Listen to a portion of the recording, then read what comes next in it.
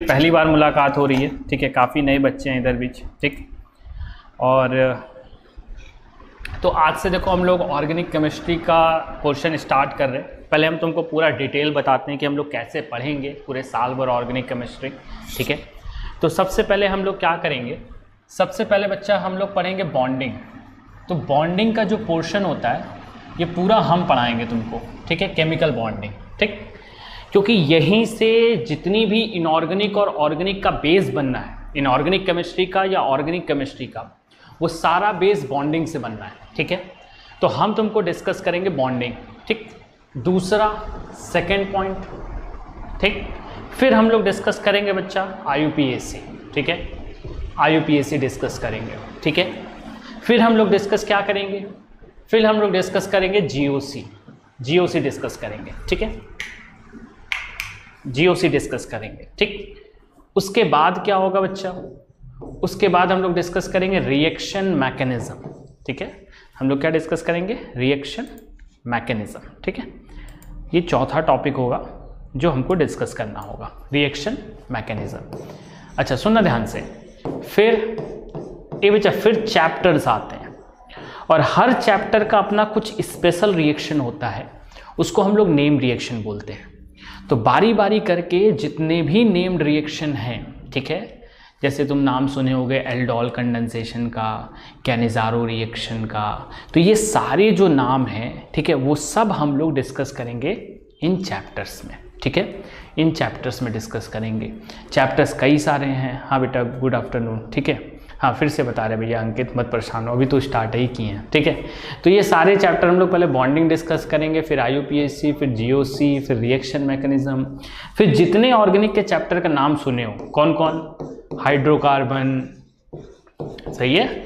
फिर क्या बेटा, एल्किल हैलाइड, फिर बेटा एल्कोहल, याद आ रहा है, alcohol phenol, carbonyl compound, carbonyl group, ठीक है, और नाइट्रोजन कॉम्प्लेक्स, ये सब डिस्कस करेंगे, ठीक है। अच्छा फिर तुम्हारे पास दो चैप्टर इंपॉर्टेंट आता है। एक आता है बच्चा बायोमॉलिक्यूल, इससे बहुत सवाल तुमको मिलेंगे। दूसरा पॉलीमर। रिसेंट ईयर में पहले क्या होता था कि जितने भी सवाल आते थे वो इन सब से आते थे, लेकिन इधर बीच क्या हुआ है कि इधर बीच जो बायोमॉलिक्यूल और पॉलीमर है, इससे भी तुमको एक एक सवाल आ जा रहा। तो होता क्या है कि चैप्टर छोटा है लेकिन स्कोरिंग है। तो कई लोग सोचते हैं कि पॉलीमर बायोमॉलिक्यूल छोड़ दें, लेकिन ऐसा नहीं है बच्चा, ये इंपॉर्टेंट टॉपिक है, इसको भी हमको डिस्कस करना है, ये भी इंपॉर्टेंट है, ठीक है। तो ये बात अच्छे से ध्यान रखना कि हमको बायोमॉलिक्यूल और पॉलीमर भी देखना पड़ेगा।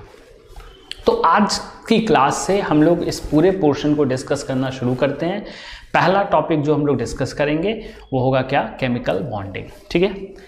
तो हेडिंग डालो बच्चा, केमिकल बॉन्डिंग। सुनते रहना, एकदम ध्यान से सुनना। Chemical bonding. ये बच्चा सबसे पहले बहुत सारी चीज़ें तुम जानते हो, ठीक है, 12 पास किए हो, इस वजह से इसको पढ़ना बड़ा आसान है। क्योंकि हमारी ज़िंदगी में ना 11-12 में जो एक दो ऐसे चैप्टर हैं जो हमको बहुत अच्छे से आते हैं। उनमें से पहला चैप्टर है क्या, एटॉमिक स्ट्रक्चर, ठीक है, और दूसरा क्या, केमिकल बॉन्डिंग। एकदम ध्यान से सुनते जाना केमिकल बॉन्डिंग के बारे में। बच्चा सुनो, सबसे पहले तो तुमको समझ में आना चाहिए बॉन्ड क्या होता है, ठीक, रासायनिक बंध क्या होता है, इसके बारे में समझना होगा। बच्चा कोई भी चीज़, सिंपल भाषा में कोई भी बॉन्ड का मतलब होता है अट्रैक्शन फोर्स। तो अगर कभी तुमसे कोई बोला कि क्या है बॉन्ड, तो बॉन्ड का मतलब होता है बच्चा अट्रैक्शन फोर्स, ठीक। किसी भी दो चीज़ के बीच में अट्रैक्शन फोर्स है उसको हम बॉन्ड कह देंगे।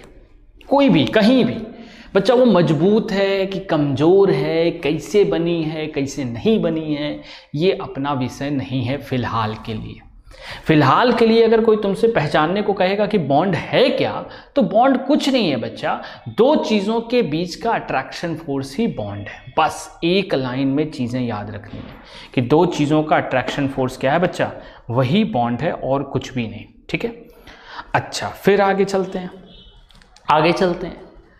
अट्रैक्शन कई तरीके का हो सकता है, ठीक, कई तरह के आकर्षण बल हो सकते हैं। कौन कौन सा? पहला बच्चा आयनिक बॉन्ड। क्या होता है आयनिक बॉन्ड? नाम से पता चल रहा, दो आयंस के बीच में मेरे में ऑपरेन नहीं पता क्या लिखना चाह रहे हो, हमको नहीं पता, ठीक है। हाँ सर, एकदम जीरो लेवल है बेटा अंकित, एकदम जीरो लेवल है, जीरो लेवल से स्टार्ट कर रहे हैं, काहे परेशान। तो बच्चा अट्रैक्शन फोर्स दो तरह का होता है, अट्रैक्शन फोर्स कई सारा होता है, नाम जैसे पता चला आयनिक बॉन्ड।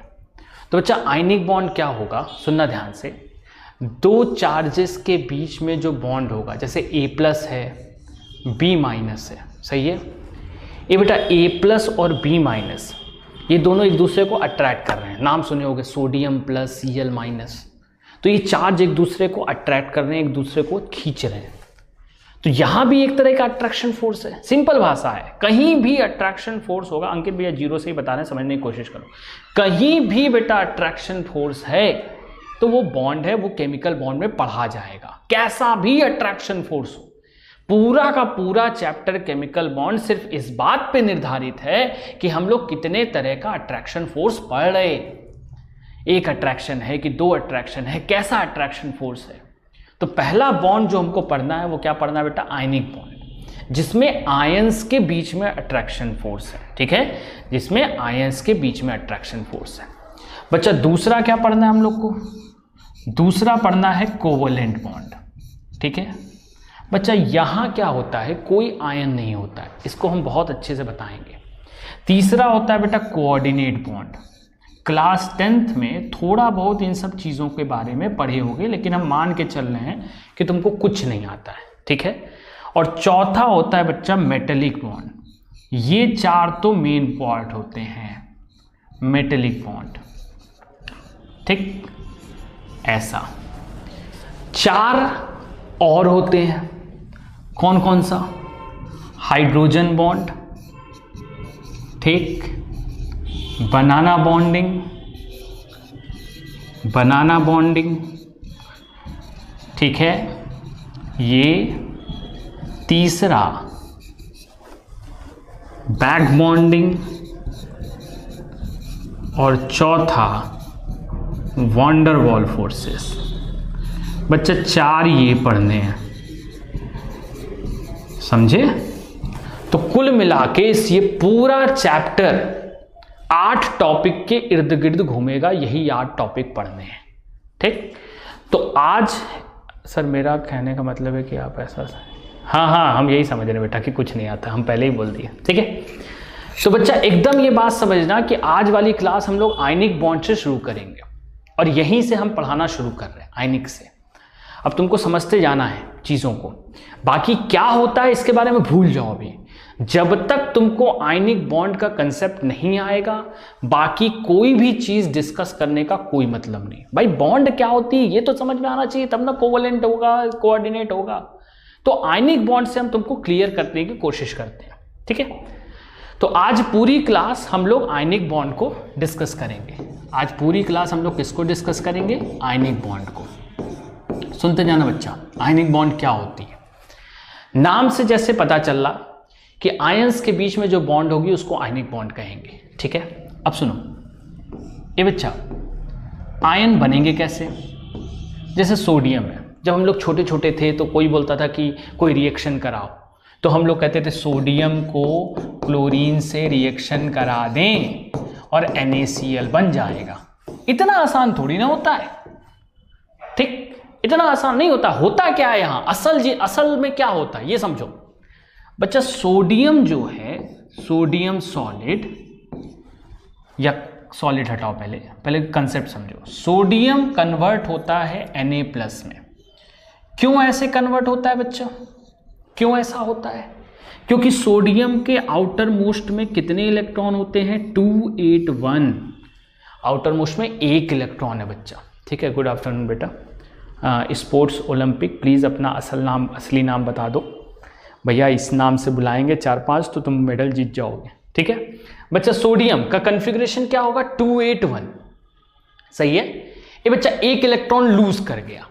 एक इलेक्ट्रॉन लूज कर गया तो ये क्या होगा बेटा 2 8 और ये एक इलेक्ट्रॉन बाहर निकल गया। सही है।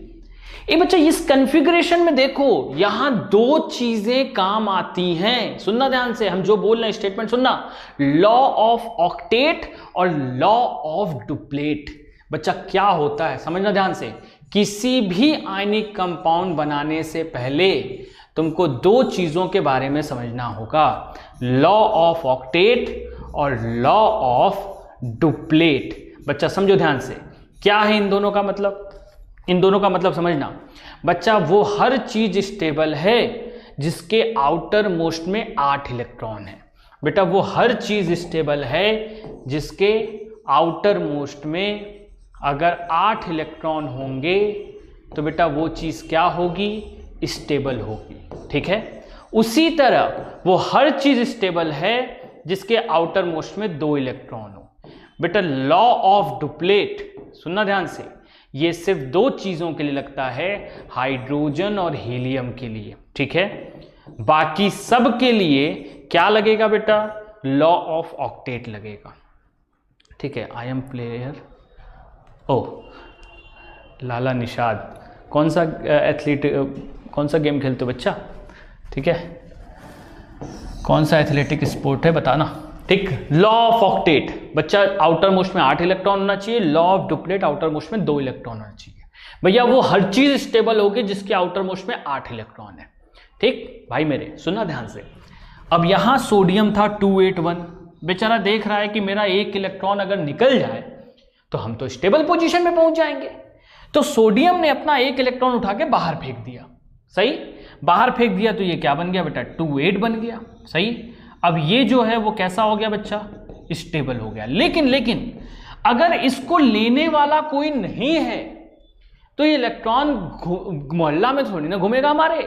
भाई ये इलेक्ट्रॉन जो निकला है ये वापस कोई ना कोई कंज्यूम करना चाहिए ना, कि पता चला इलेक्ट्रॉन को अपने पास से बाहर निकल दिया, इलेक्ट्रॉन बाहर घूमने लगा। ऐसा नहीं होता बेटा, इलेक्ट्रॉन कभी बाहर नहीं घूमना चाहता। सही है। तो वो कोशिश करेगा कि कहीं ऐसी जगह जाए जिसको जरूरत हो। सोडियम को तो जरूरत है नहीं, उसने लात मार के भगा दिया। तो फिर वो खोजना शुरू किया तो पहुंचा क्लोरीन के पास। भैया क्लोरीन क्या था, Cl के बारे में सोचो। Cl का कॉन्फ़िगरेशन क्या था बेटा, 2 8 7, आउटर मोस्ट में 7 इलेक्ट्रॉन, एकदम 7 इलेक्ट्रॉन बच्चा। इसको एक इलेक्ट्रॉन चाहिए 8 बनाने के लिए, तो वो जो इलेक्ट्रॉन यहां से निकला है वही इलेक्ट्रॉन इसके साथ कंज्यूम हो जाएगा और किस में कन्वर्ट हो जाएगा बेटा, Cl माइनस में। अब ये हो गया 2 8 8 और बेटा ये स्टेबल हो गया। सही, ऐसा ठीक, स्टेबल हो गए। तो सोडियम भी स्टेबल हो गया, क्लोरीन भी स्टेबल हो गया। सोडियम इलेक्ट्रॉन दे के स्टेबल हुआ, क्लोरीन इलेक्ट्रॉन लेके स्टेबल हुआ। लेकिन इस स्टेबिलिटी के दौरान सोडियम पे कौन सा चार्ज आया, पॉजिटिव, और क्लोरीन पे कौन सा चार्ज आया, नेगेटिव। बच्चा ये कॉस्ट है, स्टेबिलिटी का कॉस्ट है। तो बेटा सोडियम को अपनी स्टेबिलिटी पहुंचाने के चक्कर में क्या हुआ बच्चा, सोडियम को अपनी स्टेबिलिटी पहुंचाने के चक्कर में 2 8 करना पड़ा और क्लोरीन को बेटा स्टेबिलिटी पहुंचाने के चक्कर में माइनस लाना पड़ा। अंत में क्या हुआ, अंत में सोचो कि सोडियम के ऊपर प्लस है और क्लोरीन पे माइनस है, ये दोनों एक दूसरे को अट्रैक्ट करेंगे, अट्रैक्ट करके क्या बना लेंगे बच्चा, NaCl। हर दो पॉजिटिव और नेगेटिव कहीं भी होंगे वो एक दूसरे को खींचना शुरू कर देते हैं। तो सोडियम और क्लोरीन एक दूसरे को खींचेंगे, चपक जाएंगे, NaCl बन जाएगा। यही आयनिक बॉन्ड है। इसी के बारे में 2 क्लास डिस्कस करेंगे कि क्या कैसे अट्रैक्ट होगा, कैसे आयन बनेंगे और अट्रैक्शन के बाद क्या क्या चीजें उसको डिस्टर्ब कर सकती हैं। फिर से रिपीट कर रहे हैं, ध्यान से सुनना भैया। क्या होगा, क्या क्या पढ़ना है हमको, एक चीज पढ़नी है कि कैसे अट्रैक्ट होगा, कैसे आयंस बनेंगे, और पढ़ना है बच्चा कि अट्रैक्शन के बाद क्या क्या चीजें उसको डिस्टर्ब कर सकती हैं। पूरे आयनिक बॉन्ड में यही पढ़ना है। इतना सबको क्लियर है? क्लियर है तो बच्चा कमेंट करके बताओ, फिर इसके आगे बढ़ें। इतना क्लियर है भैया? क्लियर है तो कमेंट करके बताओ। मेरे भाई नोट्स मिल जाएगा सबको, परेशान नहीं होना, नोट्स लिखना नहीं है साथ में, ये वाला नोट सबको मिल जाएगा।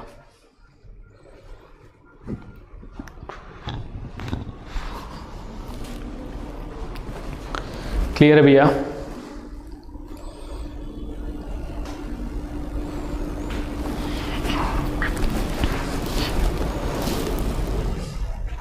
हाँ, बहुत बढ़िया, बहुत बढ़िया, आ गया, सबको आ गया।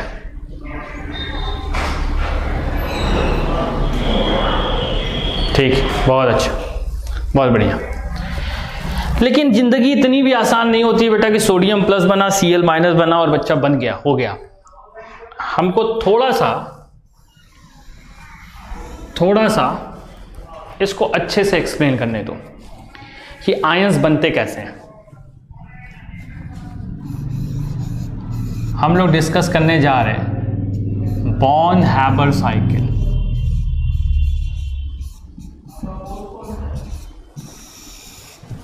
बॉर्न हैबर साइकिल, भैया थोड़ा ध्यान दो, ठीक है? बहुत अच्छा बेटा। हाँ, बॉर्न हैबर साइकिल, प्लीज सुनो ध्यान से, बच्चा ध्यान दो। बॉर्न हैबर साइकिल क्या होती है? कुछ नहीं है बेटा, सिंपल भाषा में बता रहे, procedure of forming ionic bond.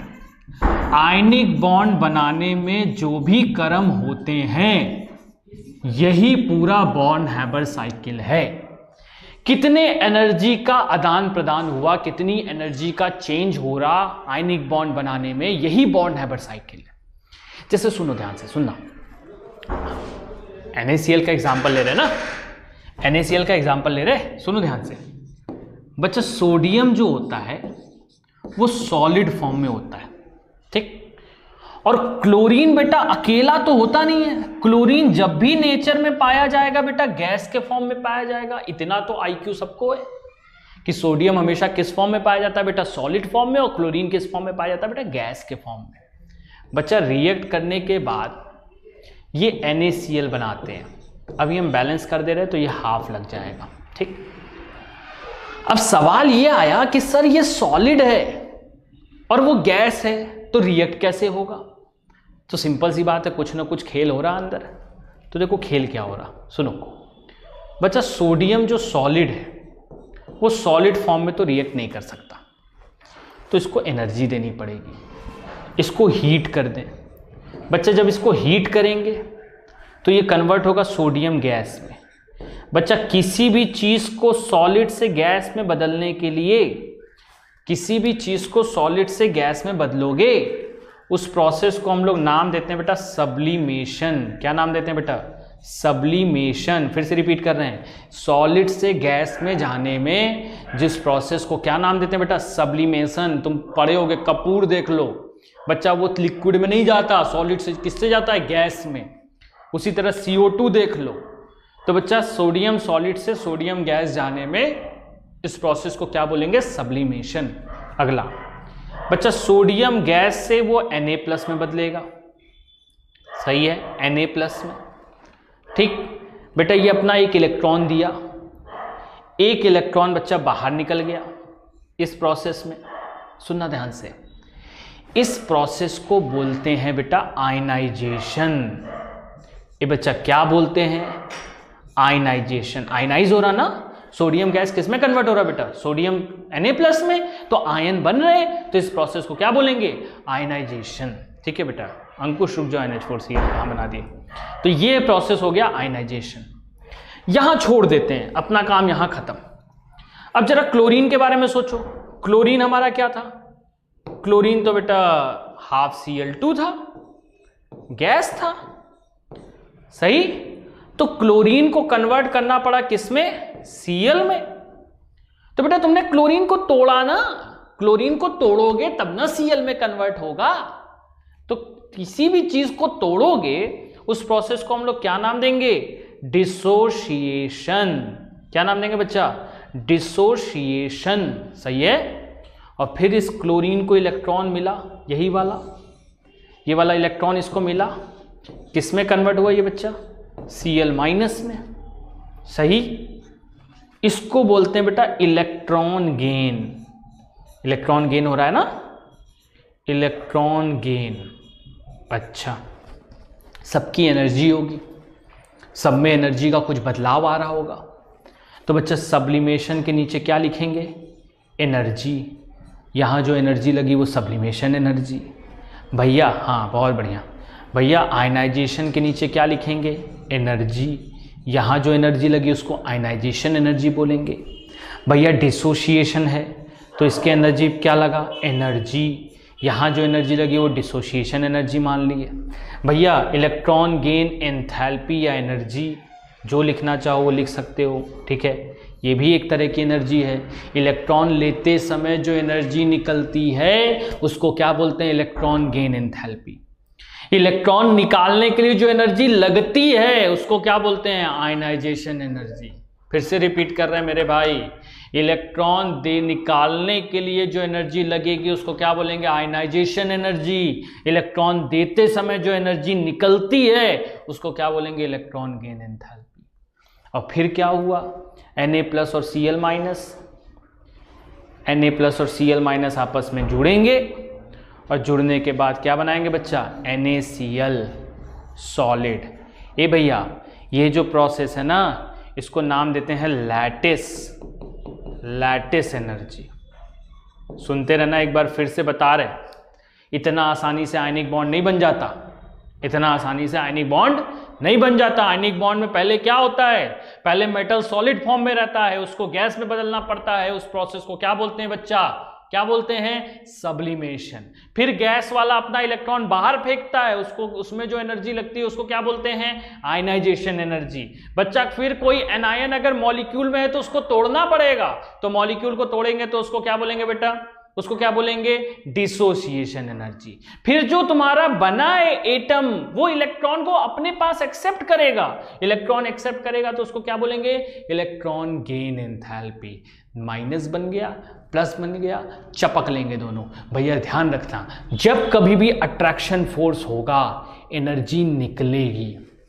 सुनना ध्यान से, किसी को रस्सी से बांध दो, अपने आसपास जो मिले उसको रस्सी से बांध दो और बोलो रस्सी तोड़ो। तो बॉन्ड तोड़ने में रस्सी है, रस्सी बॉन्ड है, तो बॉन्ड तोड़ने में एनर्जी लगती है, तो बॉन्ड बनने में एनर्जी क्या निकलेगी बेटा? बाहर निकलेगी। हमेशा ये रटे रहना कि बॉन्ड जब फॉर्म होगी तो एनर्जी क्या करेगी बच्चा? रिलीज करेगी। ठीक है, जब बॉन्ड फॉर्म होगी तो एनर्जी क्या करेगी? रिलीज करेगी। बॉन्ड फॉर्म होगी तो क्या होगा? एनर्जी रिलीज होगी। बॉन्ड टूटेगी, बॉन्ड ब्रेक होगी तो एनर्जी क्या होगी? कंज्यूम होगी। मेरे भाई यहां तक समझ में आया तो प्लीज कमेंट करके बताओ। अंकित भैया एक बार रिपीट कर दिया, ठीक है? समझ में आया तो बताओ भाई।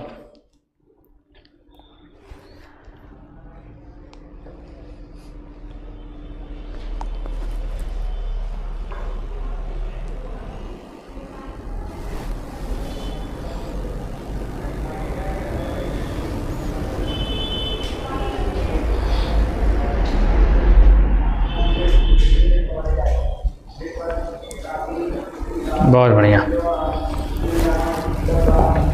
चलो बहुत अच्छा बेटा, बहुत बढ़िया। चलो भाई, तो अगर तुमसे कोई बोला कि टोटल एनर्जी या total energy change in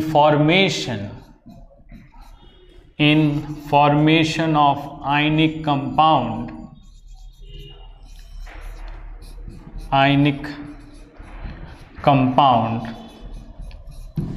in formation of ionic compound, ठीक है? हाँ बच्चा, यानी इंक्रीज घटेगी बेटा, निकलेगी तो घटेगी, ठीक है? एनर्जी, ठीक है, सुनते रहना बच्चा। Total energy change in formation of ionic compound. बच्चा क्या होगा? कहाँ एनर्जी लगी थी? पहले कहाँ लगी थी बेटा? Sublimation energy.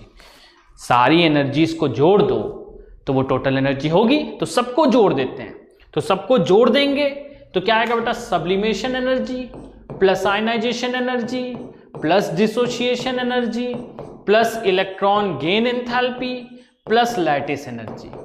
बच्चा यही टोटल एनर्जी होती है। अंकित भैया हमको नहीं पता कि वो घटेगी या बढ़ेगी टोटल एनर्जी, वो तो इनकी वैल्यूज पे डिपेंड करेगा, ठीक है?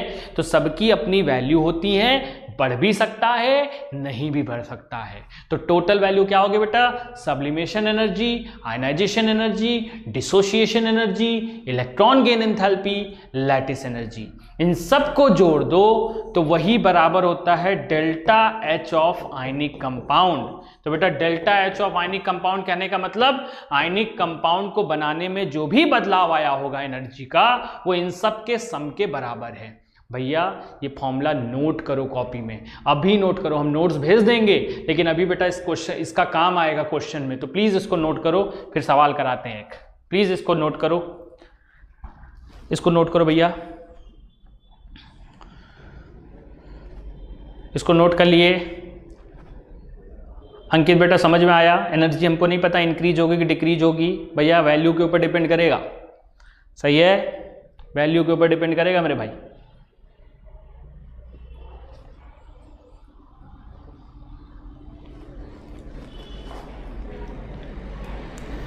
चलो भैया, हो गया? हो गया तो बताओ। चलो सवाल देखते हैं, सवाल देखते हैं आगे, ठीक है? क्वेश्चन देखो ध्यान से, क्वेश्चन देखो।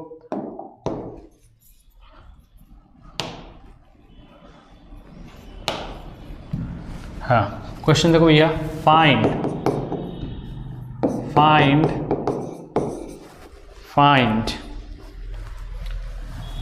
Total energy change of formation of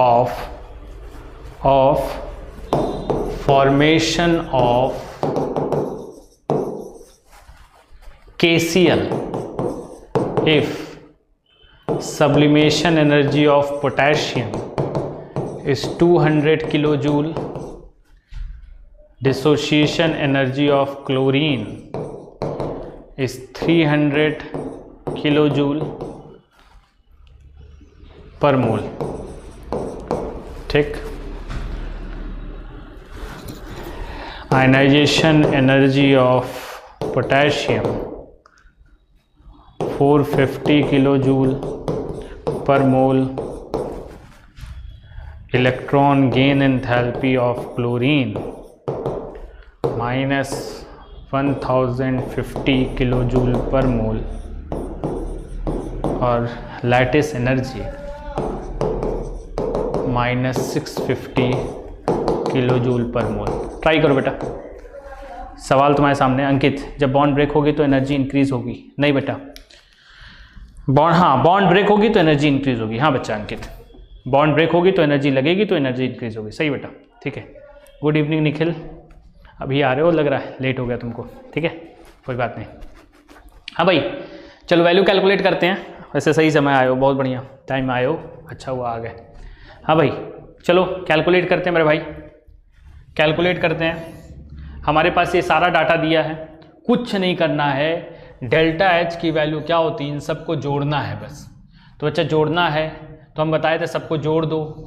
sublimation कितना होगा बेटा? 200। डिसोसिएशन कितना होगा बेटा? 300। आयनाइजेशन कितना होगा? 450। बेटा इलेक्ट्रॉन गेन एंथैल्पी कितनी होगी? 1050। और बच्चा वहाँ लैटिस एनर्जी कितनी होगी? -650। बेटा सबको जोड़ो, सबकी वैल्यू कितनी होगी? 3 2 500, 5 450 कितना हो गया बेटा? 950। ये 1050 यानी कुल वैल्यू आएगी -750। ठीक है, प्लीज़ बेटा कैलकुलेट कर लेना। हाँ नहीं बेटा गलत हो गया। नितेश बेटा कैलकुलेशन में गड़बड़ की हो, तुम भी अंकुश कैलकुलेशन में गड़बड़ की हो। माइनस है तो माइनस का साइन लेके चलेंगे, माइनस है तो माइनस का साइन लेके चलेंगे मेरे भाई, ठीक है, ऐसा नहीं करना। हाँ सुप्रीत गोरखपुर, ठीक है बेटा सुप्रीत, ठीक है। माइनस है तो माइनस का साइन लेके चलना मेरे भाई। तो सबको जोड़ेंगे, सबको जोड़ेंगे तो कितना होगा? 3 2 500, 500 और 450 कितना बेटा? 950।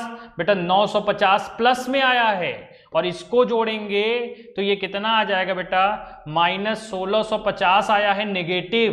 भैया जोड़ घटाना तो आना चाहिए, जोड़ घटाना करेंगे -750 आएगा। बहुत बढ़िया, ठीक है। अंकित आ गया, अंकुश आ गया, बहुत अच्छा बेटा। रिंकल का भी आ गया, विशाल का भी आ गया, बहुत बढ़िया। नितेश तुमसे गड़बड़ हुई थी। नितेश मेरे भाई कहाँ गलती हुई समझ में आया?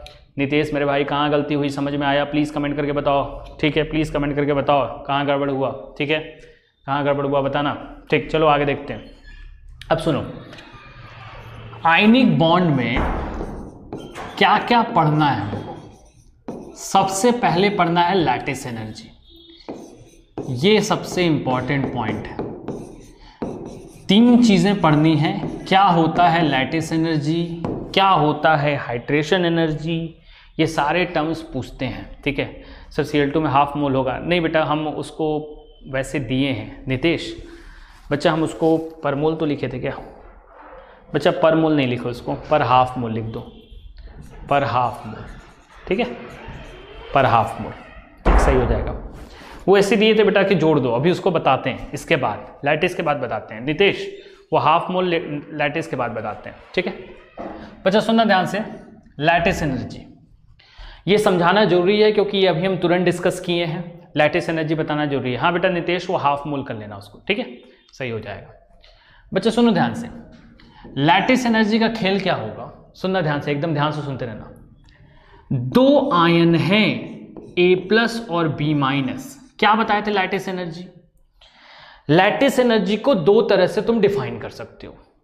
कैसे कैसे? पहला तरीका बेटा, 2 आयन मिलके A+ और B-, ये दोनों मिलके जब कंपाउंड बनाते हैं AB, तो जो एनर्जी रिलीज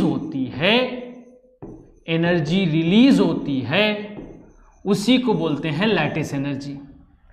या तो बच्चा ऐसे समझ लो या तो उल्टा समझ लो कि इन दोनों को तोड़ने के लिए A+ और B- में इन दोनों को तोड़ने के लिए जो एनर्जी दी जाएगी बच्चा वो भी तो वही होगी। बनने में जो एनर्जी निकली है वही तो दोगे तो टूटेगा। तो 100 जूल अगर बनते समय निकली होगी तो अभी हम क्या बताए थे, बनते समय एनर्जी निकलती है और तोड़ने के लिए एनर्जी देनी होती है। तो 100 जूल अगर तुम दोगे तो वो बाहर निकलेगा। सिंपल सी बात है, बनते समय 100 जूल बाहर निकला तो तोड़ने के लिए 100 ही जूल लगेगा। मेरा ये स्टेटमेंट पहले सबको समझ में आया कि नहीं, कमेंट करके बताओ। जितना बनते समय निकलेगा उतना जोड़ने पे भैया जब तोड़ोगे तो उतना ही लगेगा। प्लीज बेटा कमेंट करके बताओ ये समझ में आया कि नहीं। प्लीज बेटा बताओ कमेंट करके समझ में आया कि नहीं। तो जितना एनर्जी तुम सप्लाई करोगे कंपाउंड को तोड़ने के लिए आयंस के फॉर्म में, उसी को हम नाम देते हैं क्या, लैटिस एनर्जी। ठीक, तो हम इसको स्टेटमेंट के फॉर्म में लिख रहे हैं। तो लैटिस एनर्जी क्या होगा, क्या होगा लैटिस एनर्जी? हाँ भैया बहुत अच्छा, बहुत तोड़ने के लिए टोटल एनर्जी जो लगे, हाँ बहुत बढ़िया। तो हम लैटिस एनर्जी को डिफाइन कैसे करेंगे? Amount of energy required, amount of energy required to break 1 mole of ionic complex in their respective ions। तो आयंस में तोड़ने के लिए जो भी एनर्जी लगेगी उसको हम क्या बोलेंगे बेटा, लैटिस एनर्जी। तो हम सिंपली कह सकते हैं कि कोई मान लो तुम्हारे पास कंपाउंड है AB, बच्चा AB को तोड़ना है किसमें, A+ और B- में। भैया यहां जो भी एनर्जी कंज्यूम हुई है उसको हम क्या कहेंगे, लैटिस एनर्जी। अब सुनते रहना मेरा, एकदम कुछ नहीं, एकदम कंसंट्रेट करो। कैसे पता करेंगे किसका लैटिस एनर्जी ज्यादा है किसका कम? तो सिंपली कर क्या रहे हो तुम A+ और B- को दूर दूर ले जा रहे हो। तो जितना तगड़ा इनके बीच में अट्रैक्शन होगा उसको तोड़ना उतना मुश्किल होगा। फिर से रिपीट कर रहे हैं, इन दोनों के बीच में जितना तगड़ा अट्रैक्शन होगा उसको तोड़ना उतना मुश्किल होगा। हाँ नहीं, कमेंट करके बताओ। 2 चार्जेस को तोड़ना उतना ही मुश्किल होगा जितना तगड़े से वो एक दूसरे से जुड़े होंगे। सही है, ठीक है। अगर उन दोनों के बीच में अट्रैक्शन की डोर कमजोर रही तो उनको तोड़ना आसान है बेटा, मजबूती से बंधे होंगे तो तोड़ना मुश्किल होगा। भैया ये सबको समझ में आना चाहिए, समझ में आ भी गया होगा। अब सुनो, तो अगर तुमसे कोई पूछा, हाँ हाँ बहुत बढ़िया बेटा, बॉन्ड लेंथ भी देखते हैं, ठीक है।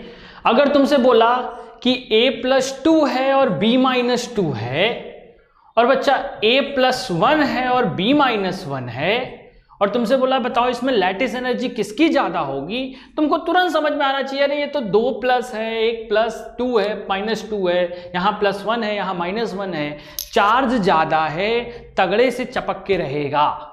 लेंथ तो दूसरी चीज है भैया, पहले तो चार्ज है। तो अगर देख के ऊपर +2 है, एक के ऊपर -2 है, तो उसका अट्रैक्शन ज्यादा तगड़ा होगा, सही। तो हमेशा ये बात ध्यान रखना, लेंथ से पहले चार्ज आता है, साइज से पहले चार्ज आता है। चार्ज ज्यादा होगा, लैटिस एनर्जी ज्यादा होगी, क्योंकि वो दोनों एक दूसरे को अच्छे से पकड़ के रखे रहेंगे, अट्रैक्शन फोर्स तगड़ा होगा, सही। तो हमेशा ये बात ध्यान रखना, लैटिस एनर्जी का पहला फैक्टर क्या है, factors of lattice energy, factors of lattice energy. क्या क्या फैक्टर होंगे लैटिस एनर्जी के, समझो ध्यान से। सबसे पहला, अंकुश भाई सेकंड वाला कैसे, ठीक है, नहीं मेरे भाई रुक 2 मिनट रुक जाओ, फिर बॉन्ड लेंथ के चक्कर में पड़े हो तुम सब लोग, कहाँ पहुंच जाते हो, हम पढ़ाना क्या चाह रहे हैं बच्चा। फैक्टर्स ऑफ लैटिस एनर्जी, सबसे पहला फैक्टर थोड़ा ध्यान देना, सबसे पहला फैक्टर होता है बेटा चार्ज।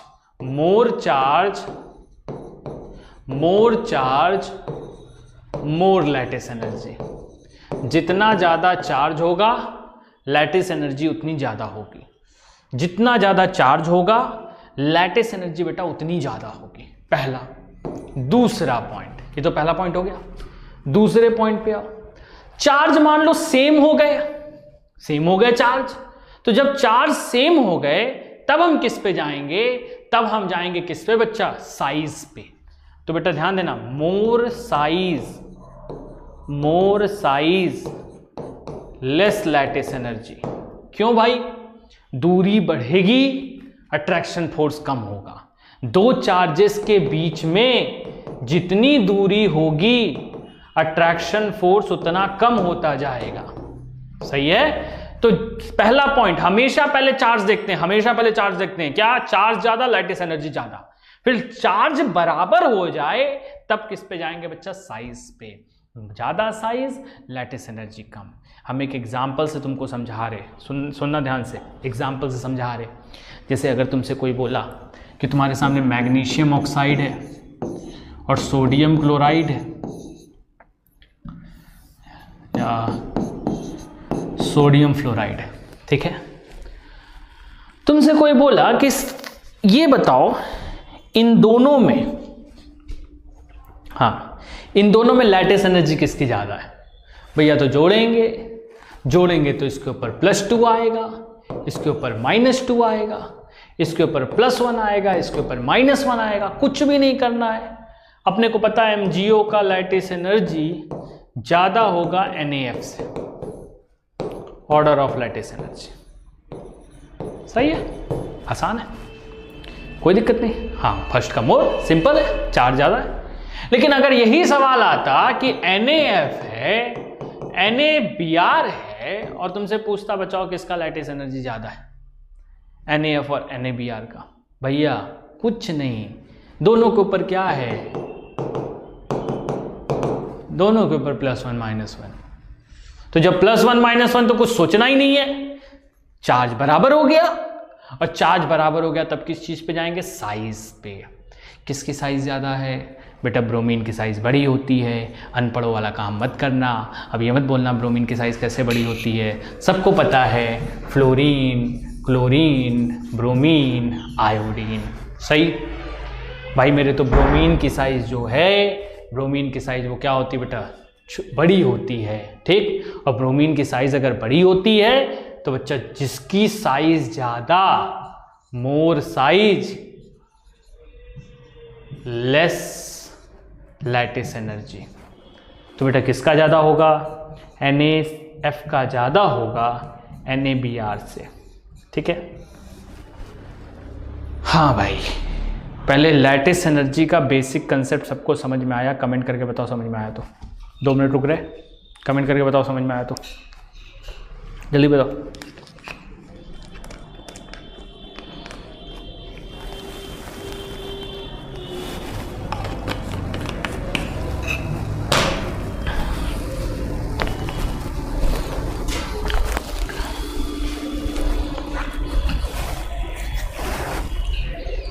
हाँ भाई, बहुत बढ़िया। NaF का ज़्यादा हो गया।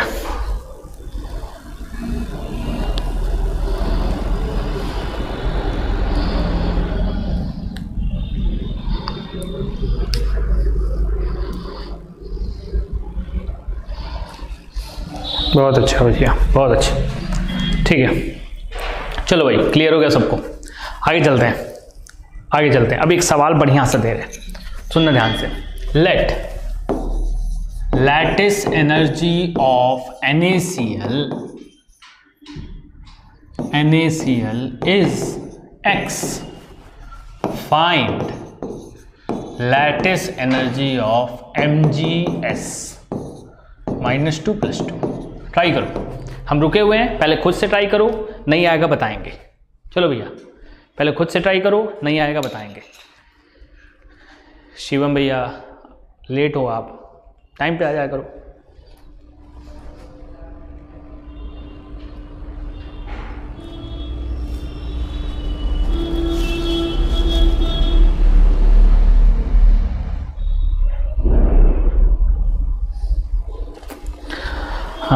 अभय Singh, how ionic stability related to lattice energy? No dear, ionic stability या थर्मल स्टेबिलिटी बेटा वो पूरा अलग कंसेप्ट है, बस इसके तुरंत बाद पढ़ाएंगे। अभय सिंह एकदम टेंशन ना लो, लैटिस एनर्जी के तुरंत बाद तुमको थर्मल स्टेबिलिटी मिल जाएगा, ठीक है, इसलिए परेशान नहीं हो। फिलहाल के लिए हमको कोई रिलेशन नहीं पता आयनिक स्टेबिलिटी और लैटिस एनर्जी का। एक टॉपिक ये खत्म होने दो, फिर थर्मल स्टेबिलिटी पूरा एक नया टॉपिक है, निश्चिंत रहना उसमें। अबे भैया कोई और डाउट हो तो पूछ सकते हो, हम लोग थर्मल स्टेबिलिटी पूरा अलग डिस्कस करेंगे, कंसेप्ट ही पूरा उसका अलग है। और कहीं अगर पर्चा पर्ची में पढ़ लियो कि लैटिस एनर्जी और आयनिक स्टेबिलिटी डायरेक्टली प्रोपोर्शनल है तो गलत है भैया, ठीक है, ऐसा नहीं होता। हाँ, बहुत बढ़िया, बहुत बढ़िया। 2x अंकित, वीपी में सुप्रीत, सेन गुप्ता 2x, अंकुश 2x, ट्विंकल 2x, अनु सिंह 2x, बहुत बढ़िया बच्चा, बहुत अच्छा। चलो देखते हैं क्या आता है भैया। NaCl है तो NaCl है क्या, +1 -1, तो लैटिस एनर्जी कितनी है बेटा, x। चार्ज क्या है बेटा, लैटिस एनर्जी अभी क्या बताए थे, किसके प्रोपोर्शनल होती है, चार्ज के। तो चार्ज दोनों के, कैटायन का भी चार्ज, एनायन का भी चार्ज, डिवाइडेड बाई साइज, सही है। चलो चूंकि Na और Cl और Mg और हाँ 2x, हाँ बेटा नहीं, अबे देखना ध्यान से, गड़बड़ होगा। सोडियम, मैग्नीशियम और क्लोरीन और सल्फर, बच्चा लेफ्ट टू राइट जाने पे साइज घटती है, साइज डिक्रीज हुई, और राइट टू लेफ्ट आने पे साइज बढ़ेगी, साइज इंक्रीज हुई। सुनते रहना, सुनते रहना मेरे भाई। तो मान लो सोडियम की साइज घट रही है और क्लोरीन से साइज बढ़ रही है, तो जो दोनों के बीच में डिफरेंस होगा उसमें कोई बदलाव नहीं आएगा। जैसे सुनो, मान लो ये है मैग्नीशियम, ये है सल्फर, ठीक। मैग्नीशियम अभी था मान लो 5 एंगस्ट्रॉम का, सल्फर था मान लेते हैं 10 एंगस्ट्रॉम का, सही। मैग्नीशियम से सोडियम आए तो साइज थोड़ी बढ़ गई, मान लेते हैं बच्चा साइज हो गई 7, और जब सल्फर से क्लोरीन आए तो साइज घट गई, तो मान लेते हैं बेटा 8, सही। लेकिन जो दोनों का नेट फर्क है वो 15 पहले भी था, 15 अभी भी है। तो चूंकि दोनों ऐसे सेट किए गए हैं सवाल में कि बेटा दोनों के बीच में साइज का कोई फर्क नहीं आ रहा, जो साइज बेटा तुमको NaCl में होगी वही साइज बेटा बॉन्ड लेंथ MgS में होगी, कोई ज्यादा फर्क नहीं होगा। मतलब साइज का तो मुद्दा ही खत्म। तो मुद्दा बचा किसका, साइज को गोली मार दो, मुद्दा बचा बेटा एनायन कैटायन का। तो NaCl के लिए लैटिस एनर्जी है कितनी, x, सही। और बच्चा जो चार्जेस हैं वो है 1 और 1, सही। MgS के लिए बेटा लैटिस एनर्जी को y मान लेते हैं, और जो चार्जेस हैं वो है 2 और 2, तो ये तो 4 टाइम हो गया। दोनों को डिवाइड कर दो तो प्रोपोर्शनलिटी भाड़ में गई। हाँ बेटा इक्वल है, ठीक है। x बाई वाई तब बराबर होगा किसके, 1/4 के। सही, x बाई वाई तब किसके बराबर होगा, 1/4 के। तो बेटा y बराबर किसके हो जाएगा, 4x के। तुम सब गलत किए, क्यों? क्योंकि तुमने देखा चार्ज डबल हुआ 2x कर दो। भैया चार्ज डबल हुआ कैटायन का भी, चार्ज डबल हुआ एनायन का भी, तो दोनों को मल्टीप्लाई करना पड़ेगा। तो 2 × 2 4 टाइम्स होगा। पता नहीं कहां से आए हो तुम लोग, हैं? दुखी कर दे रहे हो भैया। 2 × 2 कितने टाइम्स हो जाएगा, 4 टाइम्स बढ़ेगा, 2 टाइम्स नहीं बढ़ेगा। तो ये दोबारा गलती नहीं होनी चाहिए। चार्ज सिर्फ एक पे नहीं देखेंगे, चार्ज दोनों पे देखेंगे, कैटायन पे भी एनायन पे भी। जितने लोग 2x किए हो सबको समझ में आया कहाँ गलती, सब हटाना शुरू कर दिए। आंसर रखे रहा करो, ठीक है। जितने लोग गलती की हो बेटा सबको समझ में आया कहाँ गड़बड़ की हो। जितने लोग गड़बड़ किए हो सबको समझ में आया कहाँ गड़बड़ किए हो, जल्दी बताओ।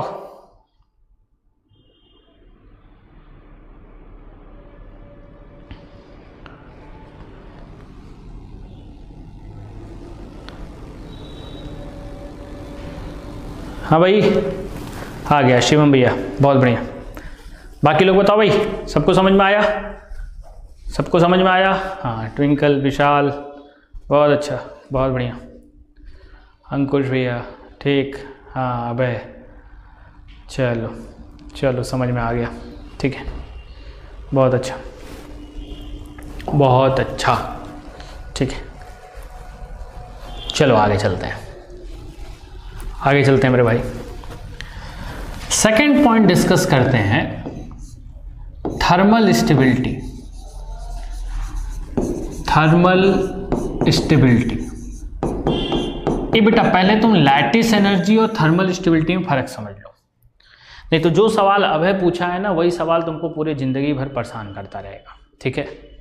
तो सुनो ध्यान से, क्या होता है थर्मल स्टेबिलिटी भैया।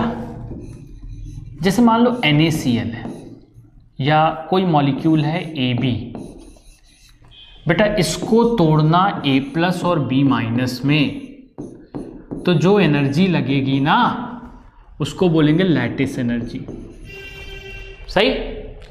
कोई मॉलिक्यूल है AB, इसको तोड़ना A और B अलग, आयंस नहीं, एलिमेंट्स के फॉर्म में या कंपाउंड्स के फॉर्म में, इसको बोलेंगे थर्मल स्टेबिलिटी। एग्जाम्पल बता रहे, सुनना ध्यान से। अंकित भैया सर एक बार पीरियोडिक टेबल पढ़ा देते तो पता चल जाता किधर जाने पे साइज बढ़ती। भैया अंकित भैया एकदम निश्चिंत रहो, हम जो अभी बता रहे कि इंक्रीज होगा डिक्रीज होगा, इसलिए तुमसे पूछ नहीं रहे कि इंक्रीज होगा डिक्रीज होगा, हम तुमको बस बता रहे थे, ठीक है। तो एकदम निश्चिंत रहो अंकित भैया, सबका एक शेड्यूल है, हमको पता है, बस एक चीज़ के लिए पीरियोडिक टेबल का बात हुआ था, ठीक है। मत परेशान हो, कल से हम कोशिश करेंगे कि बगल में पीरियोडिक टेबल लग जाए, ठीक। तो अंकित भाई एकदम परेशान नहीं हो, पढ़ाने से कुछ नहीं होने वाला, पीरियोडिक टेबल में ये सब चीज़ें नहीं बताई जाती, उसका एक अपना अलग ही शेड्यूल है, ठीक है। निश्चिंत रहना उस बात को लेके, उसको क्या पढ़ाना है हमको पता है, उसका बस एक छोटा सा काम यहाँ आया था और कुछ नहीं आएगा, ठीक है। हाँ, कल हम पीरियोडिक टेबल यहाँ लगा देंगे, कोई दिक्कत नहीं होगी तुमको। हाँ भाई, और कोई तकलीफ अंकित तो बताना, हम तुमसे सवाल पूछे ही नहीं बच्चा, हम जान रहे हैं ना क्या पूछना है क्या नहीं पूछना है। सुन ध्यान से, ए भैया AB टूटेगा A और B में, ठीक है। AB टूटेगा किसमें बच्चा, A और B में। सुनते रहना भाई मेरे, सुनो एक एग्जाम्पल हम ले रहे, कैल्शियम कार्बोनेट है ना। तो बेटा कैल्शियम कार्बोनेट क्या है, अगर उसको तुम कैल्शियम +2 और कार्बोनेट -2 में तोड़ोगे तो जो एनर्जी लगेगी वो क्या होगी, लैटिस एनर्जी। लेकिन कैल्शियम कार्बोनेट है, उसको अगर तुम CaO और CO2 में तोड़ोगे तो जो एनर्जी लगेगी या जो प्रोसीजर होता है उसको बोलते हैं थर्मल स्टेबिलिटी। ये सबको क्लियर है, ये क्लियर है। आयन में तोड़ने को क्या बोलते हैं, लैटिस एनर्जी। कंपाउंड या मॉलिक्यूल या एलिमेंट में तोड़ने को क्या कहते हैं, प्रोसीजर क्या कहते हैं, थर्मल स्टेबिलिटी। हाँ बेटा, एकदम नए बैच के लिए भैया, एकदम नए बैच के लिए सुप्रीत सेन गुप्ता भैया, एकदम शुरू से ऑर्गेनिक का टॉपिक यहीं से शुरू होता है, ठीक है, एकदम नए बैच के लिए, इसलिए कोई टेंशन नहीं है, मत परेशान होइए। ऑर्गेनिक और केमिकल बॉन्डिंग ऑर्गेनिक के पार्ट में आती है, इसलिए हम लोग यहाँ से शुरू किए हैं, ठीक। चल भाई, हाँ चल भाई, एकदम सुनो ध्यान से भैया, ये सबको फर्क समझ में आ गया। कैल्शियम कार्बोनेट किस में टूटेगा, कैल्शियम +2 और CO3-2 में। आयंस के फॉर्म में टूटेगा, तो आयंस के फॉर्म में टूटेगा मेरे भाई, तो सीधी सी बात है, आयंस के फॉर्म में टूटेगा तो उसको क्या बोलेंगे, उसको बोलेंगे लैटिस एनर्जी। मॉलिक्यूल्स के फॉर्म में टूटेगा, एलिमेंट के फॉर्म में टूटेगा तो उसको क्या बोलेंगे, थर्मल स्टेबिलिटी। मेरे ख्याल से यहां तक सबको क्लियर हो गया होगा, कोई दिक्कत नहीं होगी। बहुत बढ़िया, बहुत अच्छा, ठीक। अब सुनो, थर्मल स्टेबिलिटी पे डिपेंड करती है बच्चा। थर्मल स्टेबिलिटी किन किन फैक्टर पे डिपेंड करती है बेटा? थर्मल स्टेबिलिटी का फैक्टर ही कुछ अलग होता है। पहला, थर्मल स्टेबिलिटी डायरेक्टली प्रोपोर्शनल होती है चार्ज के। जितना ज्यादा चार्ज होगा, ओह सॉरी,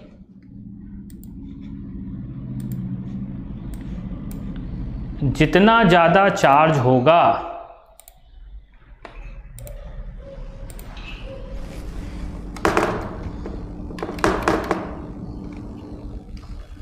एक मिनट रुकना बेटा, कुछ नेट का इशू है, बस 1 मिनट रुक जाना, सही हो जाएगा।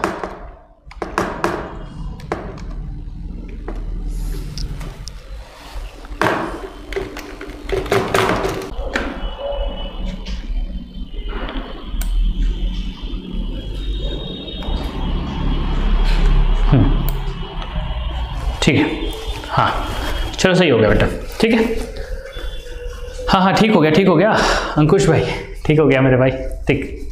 हाँ थोड़ा इशू आ रहा था अंकित, ठीक है, यहाँ से आ रहा था, मेरे को पता चल गया ना, ठीक है। सुनना ध्यान से, थर्मल स्टेबिलिटी बेटा प्रोपोर्शनल होगा किसके, चार्ज के। जितना ज़्यादा चार्ज होगा बेटा थर्मल स्टेबिलिटी उतनी ज़्यादा होगी। अब सुनो सुनो सुनो सुनो, साइज के केस में चीज़ों को अलग से समझना। अगर सिमिलर साइज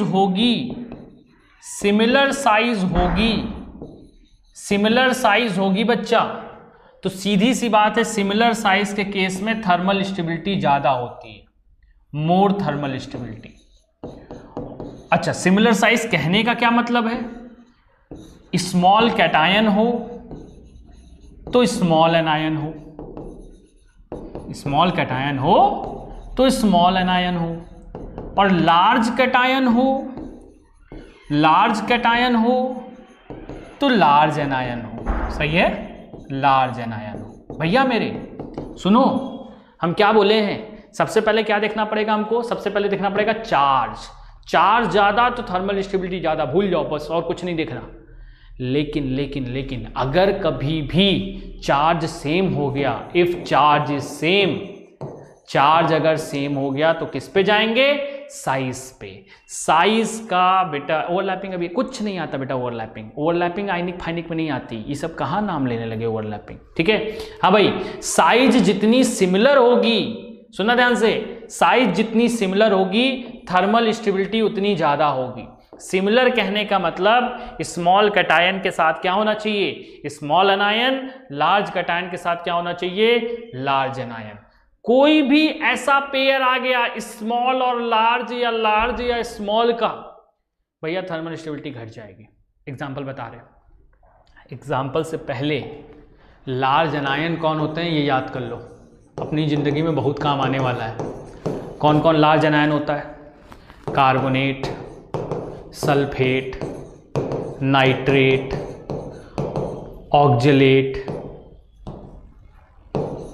ये बेटा ये याद करना है, ये तुमको नहीं पता होगा कौन कौन लार्ज होगा। पेरोक्साइड, सुपर ऑक्साइड, ये सब क्या होते हैं बेटा, लार्ज एनायन होते हैं। अपने को रट लेना है लार्ज एनायन कौन होते हैं, इतने ही होते हैं, ठीक। अब सवाल तुमसे ये आया, घूम घाम के तुम आए, अंकित भाई देखना ध्यान से, तुमको थोड़ी दिक्कत हो सकती है लेकिन ज़्यादा नहीं। जैसे तुमसे कोई बोला बेटा KO2 है और NaO2 है, मान लेते हैं ऐसा कोई कंपाउंड है, ठीक। और तुमसे पूछा कि ये बताओ इन दोनों में ज्यादा स्टेबल कौन है, फाइंड मोर स्टेबल। तुमको तुरंत समझ में आना चाहिए मोर स्टेबल। पहले चार्ज देख लें तो K के ऊपर +1 होगा, सोडियम के ऊपर भी +1 होगा। ये बेटा इधर +1 होगा तो O2 के ऊपर क्या होगा, -1, यहां भी O2 के ऊपर -1 होगा। तो बेटा +1 -1 तो आ गया। क्या चार्ज अलग अलग है? नहीं, चार्ज अलग अलग नहीं है। तो चार्ज अगर अलग अलग नहीं है तो किस पे जाएंगे बेटा, साइज पे। और यहां बड़ा छोटा नहीं देखते, यहां देखते सिमिलर है कि नहीं। तो बेटा O2 कैसा है, O2 कैसा आयन है बेटा, लार्ज एनायन है। तो लार्ज एनायन के साथ कौन ज्यादा स्टेबल होगा, जो लार्ज होगा। तो सोडियम और पोटेशियम बेटा, lithium, sodium, potassium, rubidium, caesium ऐसे होता है। प्लीज ध्यान देना, सोडियम की साइज छोटी होगी, पोटेशियम की साइज क्या होगी बेटा, बड़ी होगी। ऊपर से नीचे आओगे साइज बढ़ेगी। अंकित भाई समझना ध्यान से, ऊपर से नीचे आएंगे साइज बढ़ेगी। तो बेटा सोडियम की साइज क्या होगी, छोटी होगी, पोटेशियम की क्या होगी बेटा, बड़ी होगी। तो इन दोनों में कौन बड़ा है, पोटेशियम क्या है बच्चा, लार्ज है। और जो जितना लार्ज होगा O2 के साथ उसकी थर्मल स्टेबिलिटी उतनी ज्यादा होगी। तो KO2 की ज्यादा होगी, NaO2 की कम होगी। फिर से रिपीट कर रहे, फिर से ध्यान से सुनो भैया। पहले, हाँ बहुत बढ़िया गुड्डू, बहुत बढ़िया बच्चा। फिर से कर रहे, पहले चार्ज लिखे, +1 -1 हुआ। फिर पहचाने, चार्ज सेम हो गया तो पहचाने कौन सा आयन बड़ा है कौन सा आयन छोटा है। देखने गए तो O2-, यहां लिखे बच्चा O2-, ये कैसा आयन है बेटा, लार्ज एनायन है। लार्ज एनायन है तो जो बड़ा होगा उसके साथ थर्मल स्टेबिलिटी ज्यादा होगी। सोडियम और पोटेशियम में कौन बड़ा है, पोटेशियम बड़ा है। तो बच्चा सिंपल सी बात है, उसकी थर्मल स्टेबिलिटी ज्यादा होगी, सोडियम की कम होगी। यहां तक सबको क्लियर है? प्लीज कमेंट करके बताओ भाई, यहां तक क्लियर है? क्लियर है बच्चा? एक सवाल और कराते हैं, एक सवाल और कराते हैं। सुनो सुनो भाई, LIF अब है, प्लीज थोड़ा ध्यान देना। हाँ बहुत बढ़िया। KF, ठीक है, इन दोनों में बताते हैं। छोटा छोटा क्वेश्चन करा रहे, फिर धीरे धीरे बढ़ाएंगे, ठीक है बच्चा। इन दोनों में ठीक, चार्ज देखें। हाँ भैया बहुत बढ़िया। अब है यहाँ लिथियम +1, K +1, F-1, F-1 हो गया। अब जरा बताओ फ्लोरीन छोटा है कि बड़ा है? क्या फ्लोरीन यहाँ कहीं दिख रहा?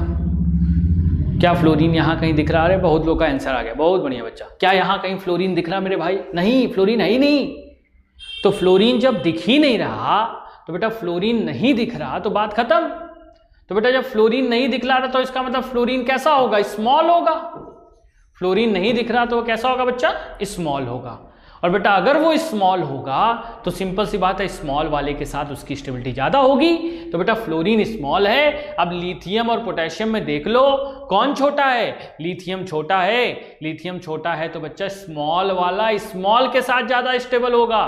तो जरा सोचो, फ्लोरीन छोटा है तो स्मॉल वाला किसके साथ ज्यादा स्टेबल होगा, स्मॉल के साथ। तो LIF ज्यादा स्टेबल होगा किसके साथ बेटा, KF के साथ। भैया बहुत बढ़िया, अंकित भैया समझ में आया? बाकी लोग को तो कई लोग आंसर बता दिए, ठीक है। सवाल और दे रहे, सवाल करो, ऐसे कैसे ज़िंदगी कटेगी। Calcium carbonate, barium carbonate, magnesium carbonate, ओह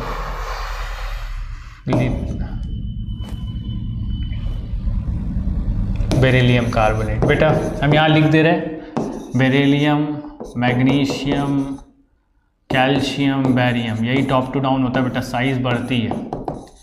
तुमको करना है सब, ठीक है। पहला सवाल। दूसरा सवाल NaOH, KOH, calcium hydroxide, aluminium hydroxide. तीसरा सवाल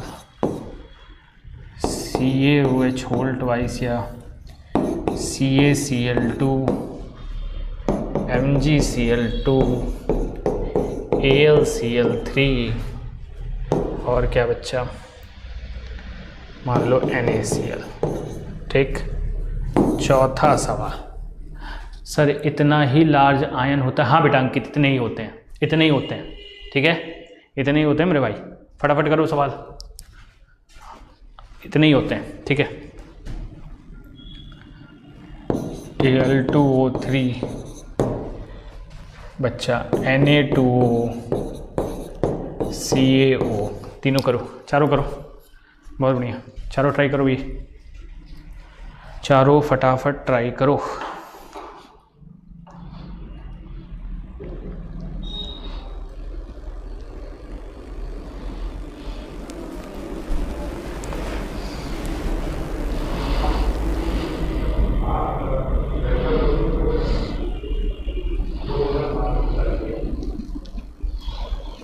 बहुत बढ़िया, BaCO3, CaCO3, MgCO3, BeCO3, बहुत अच्छा बेटा। बाकी सब लोग ट्राई करो, एकदम आराम से, जल्दबाजी नहीं है, कोई जल्दबाजी नहीं है बेटा। आज हम यहीं तक डिस्कस करेंगे। नोट्स बेटा तुम्हारे ग्रुप पे पोस्ट हो जाएगा, चिंता मत करना। ठीक है, नोट्स तुम्हारे ग्रुप पे पहुंच जाएगा। ठीक है, चैट बॉक्स में। ठीक है,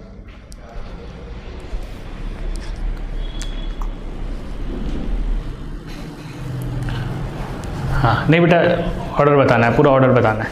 ठीक है गुड्डू, पूरा ऑर्डर बताना भाई। हाँ हाँ, BaCO3 एंड MgCO3। नहीं बच्चा, ऑर्डर पूरा बताना है। अरे भाई हाँ मतलब, हाँ ठीक ठीक ठीक। नहीं बेटा, BaCO3 फिर MgCO3 नहीं बेटा अंकित, CaCO3 बीच में होगा ना, देखो ध्यान से। ऑर्डर बताना है, ऑर्डर बताना है।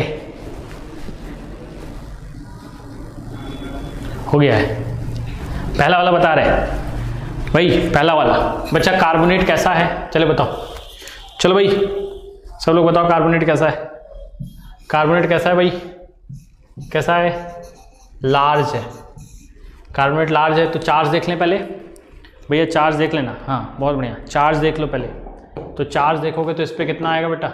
+2 +2 +2 +2। भाई चार्ज बराबर हो गया, चार्ज बराबर हो गया तो क्या देखने जाएंगे? लार्ज के साथ लार्ज वाला, स्मॉल के साथ स्मॉल वाला। तो बेटा ये लार्ज है, तो लार्ज के साथ लार्ज वाला सबसे ज़्यादा होगा। बेरिलियम, बैरियम, कैल्शियम, मैग्नीशियम बेटा यहाँ लिखे हैं। बेरिलियम सबसे ऊपर है, कैल्शियम सबसे नीचे है, बैरियम उससे भी नीचे है। तो बेटा सबसे लार्ज कौन है? बैरियम। तो सबसे ज़्यादा लार्ज है बैरियम, तो सबसे ज़्यादा वैल्यू किसकी होगी? BaCO3 की। फिर किसकी होगी? CaCO3 की। फिर किसकी होगी? MgCO3 की। फिर किसकी होगी? BeCO3 की। भैया मेरे सबको समझ में आ रहा है? सर आप अब आप बताएं। बता रहे भैया? ठीक है बता रहे भैया, VP हो गया। ठीक है, पहला वाला सही है, पहला वाला सबका सही है, प्लीज़ कमेंट करके बताओ पहला वाला सही है कि नहीं। अंकित भैया हाँ, पहले वाले में लार्ज, हाँ ठीक है बेटा, समझ में आया। हाँ पहले वाले में लार्ज, बहुत अच्छा अंकित। तो बेटा बैरियम सबसे ज़्यादा होगा, फिर कैल्शियम होगा। देखो ध्यान से, बैरियम सबसे ज़्यादा, फिर कौन है बेटा? कैल्शियम, फिर मैग्नीशियम, फिर बेरिलियम। सेकंड वाला देखते हैं, सेकंड वाला बेटा, हाँ सेकंड वाला देखते हैं। चार्ज देखेंगे बेटा, सोडियम के ऊपर +1, पोटेशियम पे +1, कैल्शियम पे +2, एल्युमिनियम पे +3। भैया चार्ज जिसका ज़्यादा, थर्मल स्टेबिलिटी ज़्यादा, कुछ बात ही नहीं करना है। बहुत बढ़िया शीतल, बहुत बढ़िया अब है। ठीक है, सबसे ज़्यादा किसका होगा? एल्युमिनियम हाइड्रोक्साइड का। बात ही नहीं करना है, सबसे ज़्यादा किसका होगा बेटा? एल्युमिनियम हाइड्रोक्साइड का। उसके बाद बात करते हैं, उसके बाद चार्ज किसका बेटा? सबसे ज़्यादा +3 है, तो एल्युमिनियम हाइड्रोक्साइड सबसे ज़्यादा। फिर किसका होगा बेटा? +2, तो कैल्शियम हाइड्रोक्साइड। सही है, यहां तक कोई दिक्कत नहीं होगी। अब इन दोनों का चार्ज सेम है, इन दोनों का चार्ज सेम है भैया, तो OH जो होता है वो कैसा आयन होता है? स्मॉल आयन होता है। स्मॉल वाला स्मॉल के साथ ज़्यादा लैटिस एनर्जी देगा। तो बेटा OH तो लिखे नहीं थे वहाँ, तो OH कैसा आयन होगा? स्मॉल। तो स्मॉल वाला स्मॉल के साथ ज़्यादा लैटिस एनर्जी देगा। सोडियम और पोटेशियम में अभी बताया कौन छोटा है? सोडियम। तो बेटा NaOH का ज़्यादा होगा, और फिर किसका होगा? KOH का। जरा बताओ सेकंड वाला किसका किसका सही है? सेकंड वाला किसका किसका सही है? चलो भाई कमेंट करके बताओ सेकंड वाला किसका किसका सही है। सेकंड वाला किसका किसका सही है? सर यहाँ हाँ हाँ, थर्मल स्टेबिलिटी मेरे भाई, थर्मल स्टेबिलिटी में पहला पॉइंट देखो क्या लिखा हुआ है, चार्ज है ना। थर्मल स्टेबिलिटी में पहला पॉइंट चार्ज है ना, फिर ना साइज है। हाँ बहुत अच्छा शीतल, बहुत बढ़िया।